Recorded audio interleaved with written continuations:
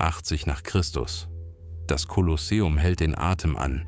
Ein Retiarius namens Spiculus hebt den Arm. Mit einer einzigen flüssigen Bewegung fliegt ein beschwertes Netz durch die Luft. Es schneidet nicht. Es sticht nicht. Es legt sich um den Gegner. Der Helm des Sekutors, poliert für den Dreizack, wird zur Falle. Die Menge verstummt. In 90 Sekunden ist Roms Ingenieurskunst widerlegt. Das Netz des Retiarius war kein gewöhnliches Seil mit Blei. Es war ein gezielter Konstruktionsfehler im römischen Kampfwesen. Bis zu 3 Kilogramm schwer, mit Bleigewichten an den Ecken, rotierte es im Flug und der Luftwiderstand zog es zu einer immer weiteren Spirale auseinander.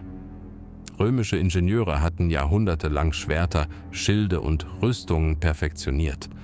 Doch wie sich ein geworfenes Netz durch die Luft bewegt, hatte niemand berechnet. Als Spiculus und Priscus 80 nach Christus bei den Eröffnungsfeiern des Kolosseums in die Arena traten, war der Helm des Sekutors ein Meisterwerk der Schmiedekunst. Glatt, abgerundet, gebaut, um Dreizackstöße abgleiten zu lassen. Doch genau diese Form machte ihn zum idealen Netzfang. Als Spiculus warf, wickelten sich die Gewichte um die Rundungen des Helms und zogen sich mit jedem Zucken des Gegners fester zu. Priscus sah nichts mehr, konnte kaum noch atmen. Die Menge, sonst an rohe Gewalt gewöhnt, erlebte, wie die Gesetze der Physik den Kampf entschieden. Martial schildert den Ablauf in seinen Epigrammen. Die ersten 30 Sekunden. Spiculus täuscht an, beobachtet Priscus' Fußarbeit. Der Schild des Sekutors ist schwer. Er kann nicht schnell genug reagieren. Bei Sekunde 45 fliegt das Netz. Es muss nicht perfekt treffen. Die Gewichte sorgen dafür, dass es sich bei der kleinsten Berührung sofort verfängt. Nach 60 Sekunden ist Priscus blind, taumelt. Bei 90 trifft Spiculus Dreizack. Die Menge tobt, nicht wegen des Todesstoßes, sondern wegen der Taktik.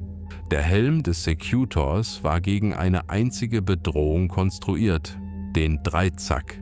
Seine glatte Oberfläche und die abgerundete Form sollten Hiebe nach unten ablenken. Doch gegen ein Netz wurden genau diese Eigenschaften zur Schwachstelle. Die Gewichte glitten an den Rundungen entlang und zogen sich wie ein Strick zusammen.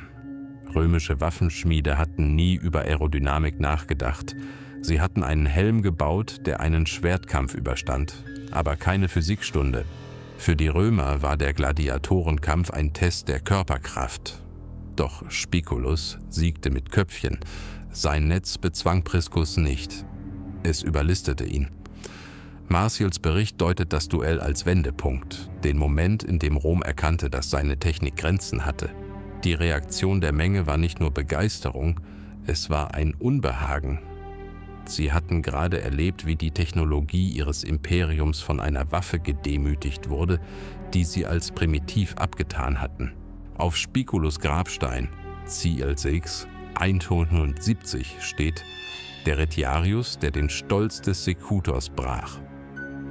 Doch sein Sieg enthüllte mehr. Roms Ingenieurskunst beruhte auf Erfahrung, nicht auf Wissenschaft. Sie bauten Aquädukte, die bis heute stehen. Aber warum ein beschwertes Netz immer traf, konnten sie nicht erklären. Spiculus' Duell war ein 90-sekündiges Physikexperiment und Rom wiederholte es nie. Wenn Sie das nächste Mal einen Gladiatorenfilm sehen, achten Sie auf das Netz. Es ist nicht nur eine Waffe, es ist eine Erinnerung daran, dass selbst die mächtigsten Reiche blinde Flecken haben. Und manchmal decken die einfachsten Werkzeuge sie auf. Gefallen Ihnen Geschichten, die wahr sind und trotzdem kaum zu glauben? Dann abonnieren Sie den Kanal und schreiben Sie in die Kommentare, woher Sie gerade zuschauen. Bis zum nächsten Mal.